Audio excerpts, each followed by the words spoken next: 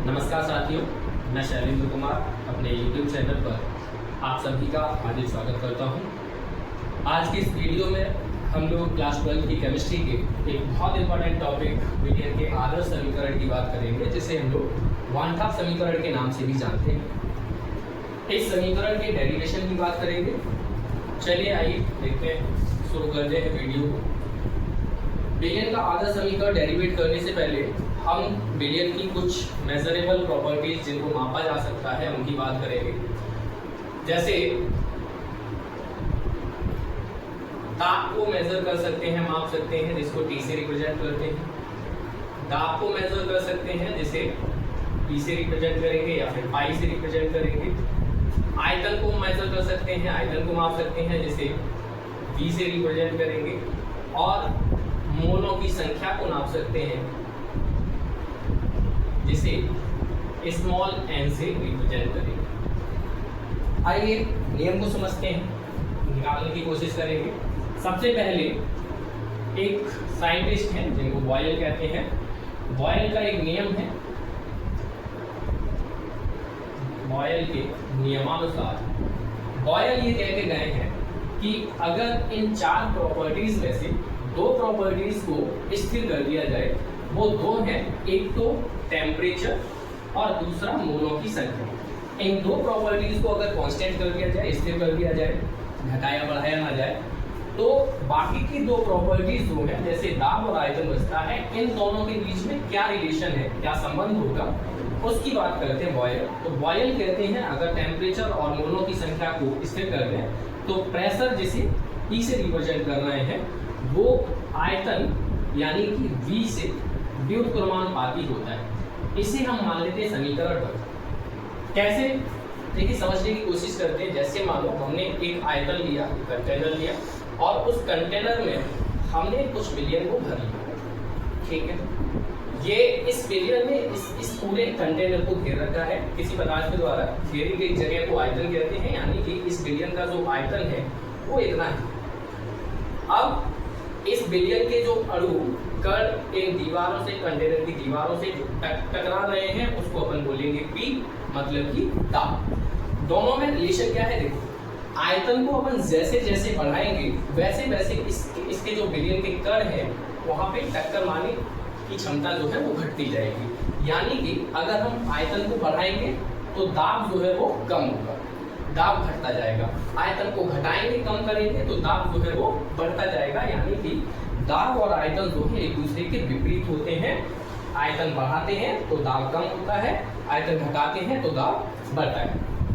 दूसरे एक और साइंटिस्ट हैं जिनको चार्ल्स के नाम से जानते हैं। चार्ल्स के नियम से अगर देखें, चार्ल्स के नियमानुसार चार्ल्स ये कहते हैं कि इसमें से दो प्रॉपर्टीज, जो कि एक तो आयतन है और दूसरा मोलों की संख्या है, इन दोनों को अगर स्थिर कर दिया जाए तो ताप और दाब में क्या संबंध होगा।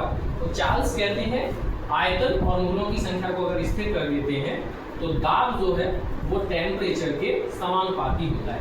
यानी कि ताप अपन जैसे जैसे बढ़ाएंगे वैसे वैसे दाब बढ़ता जाएगा, ताप जैसे जैसे कम करेंगे वैसे वैसे दाब कम होता जाएगा। इसको अपन मान लेते हैं समीकरण 2। अब एक वॉल्यूम जो है वो प्रेशर के इनवर्सली प्रोपोर्शनल होता है, टेम्परेचर जो है वो प्रेशर के प्रोपोर्शनल होता है। दोनों को समीकरण को एक साथ रखने की कोशिश करेंगे तो समीकरण 1 व 2 से क्या होगा, हम एक ही समीकरण रखेंगे। प्रेशर जो है वो टेम्परेचर से प्रोपोर्शनल होता है और आयतन जो है वो इनवर्सली प्रोपोर्शनल होता है। तो ये जो समीकरण मिलेगा हमको, समीकरण मिल जाएगा 3। आगे देखिए, इस समीकरण से अगर हम समानुपाती का चिन्ह हटाएंगे तो यहाँ पे एक स्थिरांक आएगा जिसको बोलेंगे विलियन स्थिरांक। P समानुपाती को हटा के बराबर का चिन्ह लेके आएंगे, और समानुपाती हटा है तो यहाँ पे एक स्थिरांक आ जाएगा जिसकी जगह पे अपन R को रख सकते हैं। तो किताबों में S होगा तो S को भी रख सकते हैं। R P बटे V हो जाएगा। V को इस तरफ लेके चलेंगे तो PV बराबर RT हो जाएगा। R जो है यहाँ पे क्या है, विलियन स्थिरांक है, विलियन स्थिरांक है, जिसकी वैल्यू होती है 0.0821। इसके बाद यदि हम मान लेते हैं कि विलेय के मोलों की संख्या, विलेय के n मोल बिलियन में घुले हैं, बिलियन में घुले हैं, तो क्या होगा? तो n की वैल्यू को हम यहाँ पे रखेंगे तो समीकरण बन जाएगा PV बराबर nRT। कई किताबों में NST भी होगा। इस समीकरण को बोलते हैं विलियम का आदर्श समीकरण या फिर वान हाफ समीकरण।